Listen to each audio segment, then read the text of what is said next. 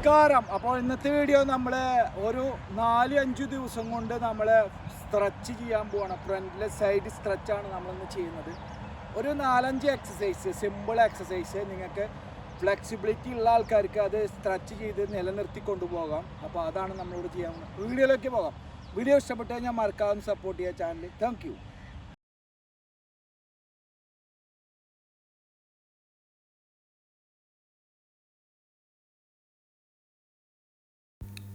നമ്മൾ സ്ട്രെച്ച് ചെയ്യുമ്പോൾ ആദ്യം ചെയ്യേണ്ടത് സൈഡ് സ്ട്രെച്ചാണ്. ലെഗ് സൈഡ് സ്ട്രെച്ച് ചെയ്യുക. ആദ്യം വൺ സൈഡ് ചെയ്യുക. ഒരു 12 വീതം വൺ സൈഡ് ചെയ്ത് കഴിഞ്ഞതിന് ശേഷം മറ്റേ സൈഡും ചെയ്യുക. അതായത് അപ്പുറത്തെ side, left, right, back, forward, ഈ മൂന്ന് സ്ഥലങ്ങളിലേക്കും നമ്മൾ ചെയ്യുക. സൈഡ് സ്ട്രെച്ചാണ് വെരി ഇമ്പോർട്ടൻറ്റ്. എന്നാലേ നമ്മുടെ ലെഗ് നന്നായി സ്പ്ലിറ്റ് ആവുള്ളൂ. എന്നെങ്കിൽ മാത്രമാണ് നമുക്ക് നമ്മുടെ സെൻറ്ററിലുള്ള ആ സ്ട്രെച്ചസൊക്കെ നന്നായി കിട്ടുള്ളൂ. നമ്മുടെയൊക്കെ ലെഗ് ഒരു റബ്ബർ പാൻറ്റ് ടൈപ്പാണ്. കാരണം നമ്മൾ സ്ട്രെച്ച് ചെയ്യാണ്ടായി കഴിഞ്ഞാൽ ഇത് റബ്ബർ പാൻറ്റ് നമ്മൾ വലിച്ചാൽ മാത്രമല്ലേ നീളുള്ളൂ. അത് കഴിഞ്ഞ് കഴിഞ്ഞാൽ അത് വീണ്ടും സ്ഥാനത്തേക്ക് പോകില്ലേ. അതേമാതിരിയാണ് നമ്മുടെ കാലും. ഇനി നമ്മൾ മുകളിലേക്ക് നന്നായി സ്ട്രെച്ച് ചെയ്യുക.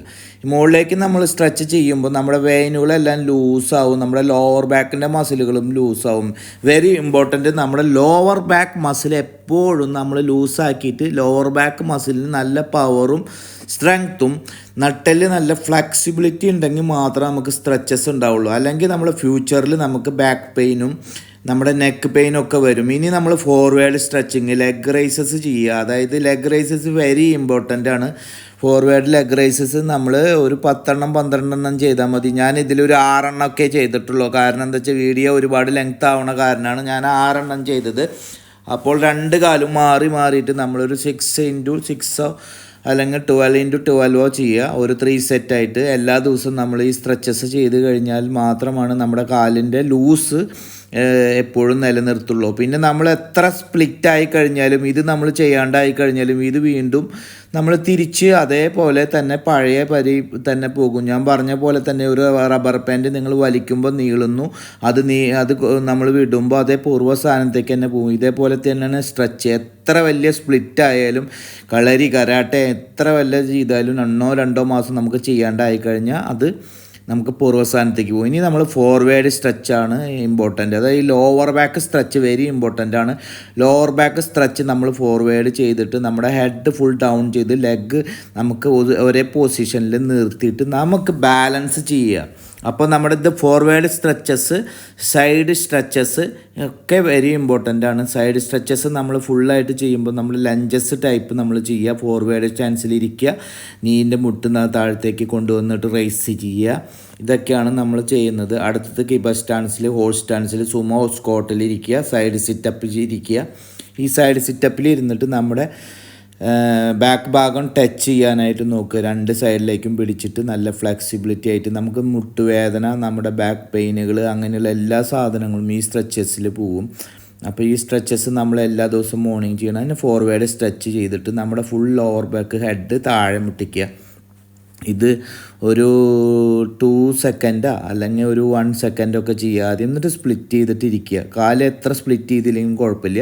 എന്നിട്ട് സൈഡ് സ്ട്രെച്ച് ചെയ്യുക. സൈഡ് സ്ട്രെച്ച് ചെയ്തിട്ട് നമ്മുടെ ഹെഡ് താഴത്തേക്ക് മുട്ടുന്ന രീതിയിൽ നമുക്ക് സ്ട്രെച്ച് ചെയ്തിട്ട് കുറച്ച് നമ്മുടെ സൈഡിലത്തെ, അതായത് വേസ്റ്റ് മസിലുകൾ നമ്മൾ ലൂസാക്കുക. അത് കഴിഞ്ഞിട്ട് ഫോർവേഡിലേക്കും ഫ്രണ്ടിലേക്കും നന്നായി ചെയ്യുക. ഫോർവേഡ് സ്ട്രെച്ചസ് ചെയ്യുമ്പോൾ വളരെ ഇമ്പോർട്ടൻ്റ് ആണ്. കാരണം നമ്മുടെ ഫോർവേഡ് സ്ട്രെച്ചസിന് ഏറ്റവും കൂടുതൽ നമുക്ക് ബാക്കിലെ മസിലാണ് നമ്മൾ സപ്പോർട്ട് ചെയ്യുന്നത്. ബാക്കിലെ മസിൽ നമ്മൾ സപ്പോർട്ട് ചെയ്ത് കഴിഞ്ഞാൽ ലോവർ ബാക്കിൻ്റെ സ്ട്രെച്ചസ് കിട്ടിക്കഴിഞ്ഞാൽ മാത്രം നമുക്ക് നമ്മുടെ ലെഗ് സ്പ്ലിറ്റ് ആക്കാൻ പറ്റുള്ളൂ. അപ്പോൾ അല്ലെങ്കിൽ നമുക്ക് ഒരിക്കലും ലെഗ് സ്പ്ലിറ്റ് ആവില്ല. സ്പ്ലിറ്റ് ആയി കഴിഞ്ഞ് കഴിഞ്ഞാലും നമുക്ക് ഒരുപാട് വേദന ഉണ്ടാവും. വേദന ഇല്ലാണ്ട് സ്ട്രെച്ച് ചെയ്യാനും പറ്റില്ല.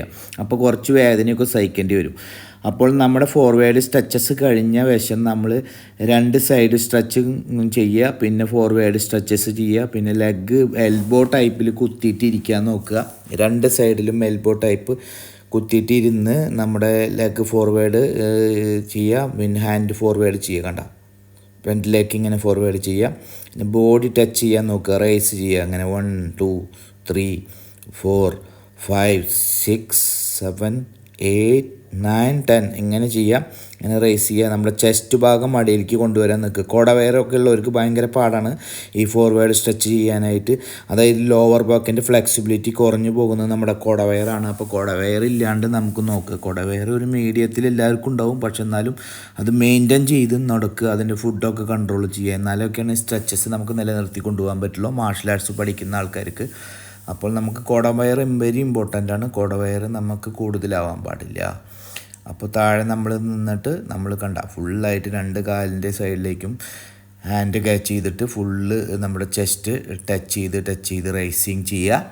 അന്ന് ഒന്നുകൂടെ ഫോർവേഡ് ചെയ്യുക. എൽബോ കുത്തിയിട്ട് നമുക്ക് ഫോർവേഡ് ചെയ്ത് വീണ്ടും ഹെഡ് താഴത്തേക്ക് കൊണ്ടുവരിക. നമ്മൾ ബ്രീത്ത് ഔട്ട് ചെയ്യുക. അപ്പോൾ ചില ആൾക്കാർ ചോദിക്കുക എങ്ങനെയാണ് ബ്രീത്തിങ് എന്ന് പറയുക. അപ്പോൾ നമ്മുടെ ബ്രീത്ത് ഉള്ളിലേക്ക് ചെയ്യുക. ഇത് വെരി ഇമ്പോർട്ടൻ്റ് സ്ട്രെച്ചാണ്. നമ്മുടെ ബട്ടർഫ്ലൈസ് എന്ന് പറഞ്ഞു കഴിഞ്ഞാൽ കാല് രണ്ടും ബട്ടർഫ്ലൈസ് പോലെ ഇരുന്ന് മുകളിലേക്കും താഴത്തേക്കും അമർത്തി സ്ട്രെച്ചസിൽ കുറച്ച് നേരം ഇരിക്കുക. എന്നിട്ട് ഹെഡ് അമർത്തി പിടിക്കുക. ഇതാണ് നമ്മുടെ ഫ്ലെക്സിബിലിറ്റി. അപ്പോൾ 2 കാലിൻ്റെയും തൊട ഭാഗത്ത് താഴെ മുട്ടുന്നുണ്ടെങ്കിൽ നമുക്ക് സ്ട്രെച്ചായ എന്നാണ് അർത്ഥം. അത് മുട്ടാത്ത ആൾക്കാർക്കാണെങ്കിൽ ഭയങ്കര പാടാണ് സ്ട്രെച്ച് ചെയ്യാനായിട്ട്. അപ്പോൾ കുറച്ച് തടിയുള്ളതും ലെഗ് വളരെ കുറവും നമ്മുടെ കാലിൻ്റെ ബാക്ക് ഭാഗവും നമ്മുടെ കാലിൻ്റെ ബാക്ക് ഭാഗത്തുള്ള തൈസിൻ്റെ മസിലും വളരെ ഫാറ്റില്ലാത്തതും നല്ല ഇതായിട്ടുള്ള മസിലാണെങ്കിലും സ്ട്രെച്ച് ചെയ്യാൻ ഈസി. എന്നിട്ട് ഫോർവേഡ് സ്ട്രെച്ചിൽ ഇരുന്നിട്ട് വീണ്ടും കുറച്ച് നേരം 2 മിനിറ്റ് നേരം ഇരിക്കുക. അത് കഴിഞ്ഞിട്ട് എൽബോ കുത്തിയിട്ട് നമ്മുടെ ഹെഡ് ഡൗൺ ചെയ്തിട്ട് 2 മിനിറ്റ് നേരം നിന്നിട്ട് നമ്മുടെ റിലാക്സ് ചെയ്തിട്ട് ഇങ്ങനെ ഇരിക്കുക. അപ്പോൾ നമുക്ക് ഒരുപാട് റിലാക്സേഷനിൽ നമുക്ക് ആ പെയിൻ റിലീസാവും. ആ പെയിൻ എപ്പോഴാണ് റിലീസാവണം അതുവരെ നമ്മൾ കാല് അങ്ങനെ വെച്ചിരിക്കുക. അത് കഴിഞ്ഞിട്ട് പതുക്കെ ഊരി എടുത്തിട്ട് കാലിനെ യഥാസ്ഥാനത്തേക്ക് കൊണ്ടുവന്നിട്ട് വീണ്ടും ബട്ടർഫ്ലൈസ് ചെയ്യുക. ബട്ടർഫ്ലൈസിൽ ഇങ്ങനെ വീണ്ടും ഇരിക്കുക. അപ്പോൾ വീണ്ടും സ്ട്രെച്ചസ് ആവുമ്പോൾ നമുക്ക് ഈസി ആയിട്ട് അടുത്ത പ്രാവശ്യം ഇരിക്കുമ്പോൾ നമ്മുടെ സ്ട്രെച്ചസ് ഓൾറെഡി വന്നു എന്നാണ് അർത്ഥം. അപ്പോൾ ഇങ്ങനെ എല്ലാ ദിവസവും നമ്മൾ രാവിലെയും വൈകിട്ടും ചെയ്യുക സ്ട്രെച്ച്. പിന്നെ അധികം ഫോഴ്സ് കൊടുത്തിട്ട് പെട്ടെന്ന് ഒരു ദിവസം കൊണ്ട് സ്ട്രെച്ച് ചെയ്യാണ്ടിരിക്കുക. ഇനി അടുത്ത് നമ്മൾ ചെയ്യുന്നത് സൈഡ് സ്ട്രെച്ചാണ്. സൈഡ് സ്ട്രെച്ച് വളരെ ഇമ്പോർട്ടൻ്റ് എന്ന് പറഞ്ഞു കഴിഞ്ഞാൽ ഈ സൈഡ് സ്ട്രെച്ച് ചെയ്ത് കഴിഞ്ഞ് കഴിഞ്ഞാൽ 2 സൈഡിലേക്കും ലെഫ്റ്റും റൈറ്റും ചെയ്ത് കഴിഞ്ഞാൽ നമ്മുടെ ലൂസാവാത്ത ഭാഗങ്ങളൊക്കെ ലൂസായി കിട്ടും. അത് 2 സൈഡും നമുക്ക് ഫോർവേഡ് സ്ട്രെച്ച് ചെയ്യുമ്പോൾ ലെഗ് റൈസും കിക്കൊക്കെ ചെയ്യുമ്പോൾ നമുക്ക് ഈസി ആയിട്ട് നമ്മുടെ കാല് ബാലൻസും റിലാക്സും ആവും. നമ്മുടെ കാല് ഫ്രീ ലെഗ് ആവും. അതായത് തലക്ക് മുകളിലേക്ക് പൊന്തിക്കാനും നമുക്ക് ഈസി ആയിട്ട് നമുക്ക് പറ്റും. ഇനി ഫോർവേഡ് സ്ട്രെച്ചസിൽ കുറച്ച് നേരം ഇരിക്കുക. അത് കഴിഞ്ഞു. ഇപ്പം നിങ്ങൾ പൂർണ്ണമായി സ്ട്രെച്ചായെന്ന അർത്ഥം. നിങ്ങളുടെ സെൻറ്റർ ഭാഗം നിങ്ങളുടെ മുട്ടി തുടങ്ങിയ അർത്ഥം നിങ്ങൾ സ്ട്രെച്ചായി എന്നാണ് അർത്ഥം. അപ്പോൾ സ്ട്രെച്ചായി സ്പ്ലിറ്റായി ലെഗ് 2 മിനിറ്റ് നേരം ഇരിക്കുക. അത് കഴിഞ്ഞിട്ട് 2 മിനിറ്റൊക്കെ ഇരിക്കാൻ കുറച്ച് പാടാവും, പക്ഷെ എന്നാലും 2 മിനിറ്റ് നേരം നമ്മൾ ഇരിക്കുക. അതായത് ആദ്യം ഒരു 60 പ്രാവശ്യം എണ്ണുക, പിന്നെ 60 പ്രാവശ്യം എണ്ണുക, വീണ്ടും ഒരു പ്രാവശ്യം കൂടി എണ്ണിട്ടിട്ട് സ്പ്ലിറ്റ് ചെയ്തിട്ടിരിക്കുക. ലാസ്റ്റായിട്ട് ബോത്തും 2 ഹീലും മാത്രം കുത്തിയിട്ട് നമ്മൾ ചെയ്യുക. പിന്നെ സൈഡ് സ്ട്രെച്ച് ചെയ്യുമ്പോൾ ഭയങ്കര പാടാണ്. സൈഡ് സ്ട്രെച്ച് ഞാൻ ഇട്ടിട്ടില്ല. കാരണം എന്താ വെച്ചാൽ സൈഡ് സ്ട്രെച്ച് ഞാൻ സ്ട്രെച്ച് ചെയ്യാറില്ല. കാരണം ഭയങ്കര വേദനയായ കാരണം ഞാൻ ചെയ്യാറില്ല. അപ്പോൾ മറ്റേ സൈഡ് കിക്ക് ടൈപ്പിലുള്ള സ്ട്രെച്ചാണ് പറഞ്ഞത്. സൈഡ് സ്ട്രെച്ച് ഹീല് ലെവലിലാണ്. ഓക്കെ, അപ്പോൾ ഈ വീഡിയോ നിങ്ങൾക്ക് ഇഷ്ടപ്പെട്ട് കഴിഞ്ഞ് കഴിഞ്ഞാൽ മറക്കാതെ ഒന്ന് സപ്പോർട്ട് ചെയ്യുക നമ്മുടെ ചാനൽ. ഇതുപോലെയുള്ള കിടിലൻ വീഡിയോസുമായി നമ്മൾ റാസൽ കൈമയിൽ നിന്ന് കണ്ടുമുട്ടും വരെ thank you so much. Bye. See you next video. അപ്പോൾ ഇനിയിപ്പോൾ എന്തെങ്കിലും നിങ്ങളുടെ സ്ട്രെച്ചസിന് സംശയങ്ങളോ എന്തെങ്കിലും ഉണ്ടെന്ന് വെച്ചെങ്കിൽ ഇനി ലൈവിൽ വരുമ്പോൾ നിങ്ങൾക്ക് ചോദിക്കാവുന്നതാണ്. അപ്പോൾ ഈ വീഡിയോസ് പരമാവധി സപ്പോർട്ട് ചെയ്യുക. നിങ്ങളുടെ കൂട്ടുകാർക്ക് പറ്റുകയാണെങ്കിൽ ഒന്ന് ഷെയർ ചെയ്ത് കൊടുക്കുക. അപ്പോൾ ഇതുപോലുള്ള വീഡിയോയുമായി കണ്ടുമുട്ടും വരെ താങ്ക് യു സോ മച്ച്.